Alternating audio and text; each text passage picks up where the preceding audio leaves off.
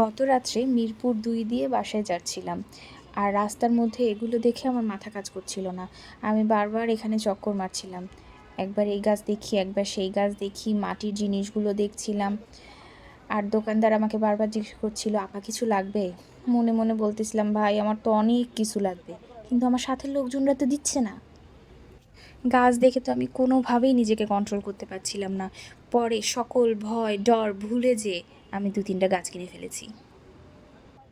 এখন চিন্তা করছি এগুলো নিয়ে যাব কিভাবে।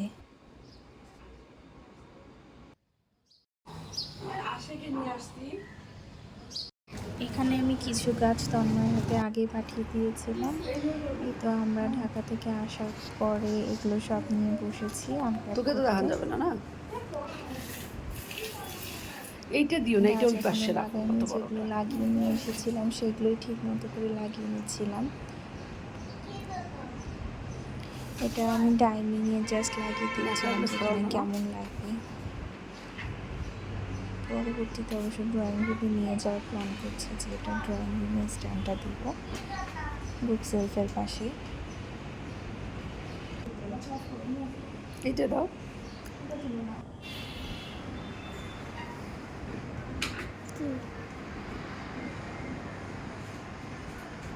সরস্ব দাও।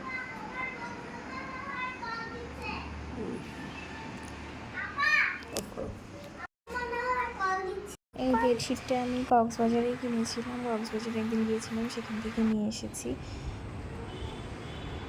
আর এই কার্টেনটা আমি অনলাইন থেকে কিনেছি। কার্টেনটা অনেক বড় ছিল, নিচে একটু ফোল্ড করে নিতে হয়েছে, একটু না ভালোই নিতে হয়েছে, তবে কার্টেনটা আমার অনেক ভালো লেগেছে। কার্টেনটা টিস্যুর এবং অনেক সুন্দর একটা কার্টেন। আমি অনেকগুলো স্ট্যান্ড নিয়ে এসেছিলাম ঢাকা থেকে। কিছু স্ট্যান্ড তো আমরা আগে নিয়ে এসেছিল বাসে লকারে করে, তারপরে কিছু আমি নিয়ে এসেছি সিটে করে। আমি অনেক কষ্ট করে স্ট্যান্ডগুলো আমি নিয়ে এসেছি।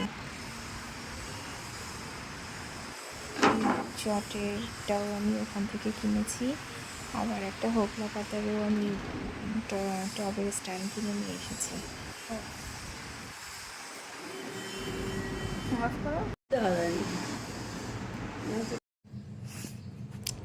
আমি অনেকগুলো ওয়ালমেট নিয়ে এসেছিলাম ওয়ালে লাগানোর জন্য। এগুলো সব আমি মিরপুর হোপ থেকে নিয়েছিলাম।